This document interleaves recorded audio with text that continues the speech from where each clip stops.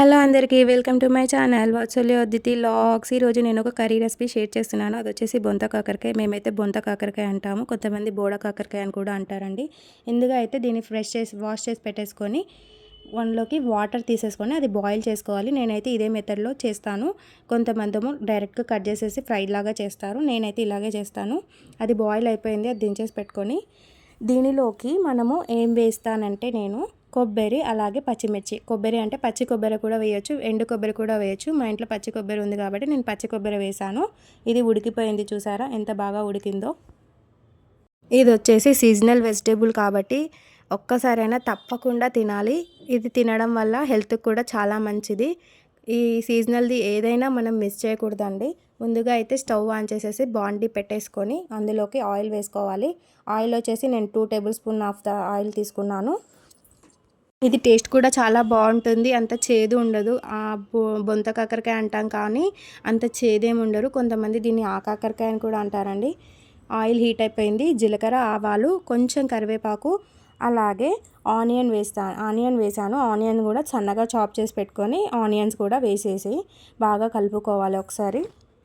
ఇది చపాతీలోకి, అన్నంలోకి, జొన్న రొట్టెలోకి కూడా చాలా టేస్టీగా ఉంటుంది. తప్పకుండా ఒకసారి ట్రై చేయండి. ఆనియన్స్ వేసేసి బాగా కలుపుకోవాలి. ఇప్పుడు ఆనియన్స్ ఫ్రై అవ్వడానికి కూడా కొంచెం టైం పడుతుంది. మనకు ఓన్లీ ఆనియన్స్ ఫ్రై అవ్వడానికే టైం పడుతుంది. అది ఉడకబెట్టుకున్నాం కాబట్టి మనకు ఒక హాఫ్ అన్ అవర్లో ప్రాసెస్ మొత్తం కంప్లీట్ అవుతుంది. ఆనియన్ ఫ్రై అయ్యేలోపు కొబ్బరి, పచ్చిమిర్చి, అలాగే కొంచెం సాల్ట్, అలాగే 2 వెల్లుల్లి, ఎక్కువ వేయలేదు, 2 వెల్లుల్లి వేసేసి అది మిక్సీ పట్టేసుకోవాలి. ఆనియన్ ఫ్రై అయిపోయింది. నేను బొంత కాకరకాయని 2గా చీల్చుకొని అందులో వేసేసాను. ఇప్పుడు మనం గ్రైండ్ చేసి పెట్టుకున్న కొబ్బరి పేస్ట్ ఉంటుంది కదా, అది కూడా నేను 4 టేబుల్ స్పూన్ ఆఫ్ దాకా తీసుకున్నాను. ఎందుకంటే స్పైసీగా లేవు పచ్చిమిర్చి అస్సలు, అందుకే ఎక్కువగా తీసుకున్నాను. నేను పసుపు మర్చిపోయాను, పసుపు కూడా యాడ్ చేశాను. ఏంటో అండి, అసలు పచ్చిమిర్చి స్పైసీగానే రావట్లేదు. అసలు ఎంత కారం వేసినా సరిపోవట్లేదు, చప్పగా ఉంటుంది.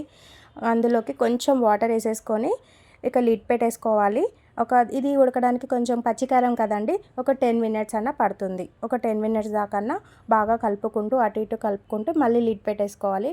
నేనైతే పచ్చికారం వేస్తే ఏదైనా సరే 5 మినిట్స్ ఆర్ 10 మినిట్స్ ఉడికిస్తాను పక్కా, ఎందుకంటే పచ్చి స్మెల్ వస్తుంది కాబట్టి. అయితే పచ్చి కొబ్బరి ఉంటే చాలు, దాంతో ఎన్నెన్నో ప్రయోగాలు చేస్తూ ఉంటాను. అన్ని ఫ్రైలోకి వేస్తాను, ఎందుకంటే టేస్ట్ కూడా చాలా బాగుంటుంది. ఒకసారి ట్రై చేయండి మీరు కూడా. ఇది అయిపోయింది ఆల్మోస్ట్గా. ఇక స్టవ్ ఆఫ్ చేసుకొని తినేయడమే. మీరు కూడా ఒకసారి తప్పకుండా ట్రై చేయండి.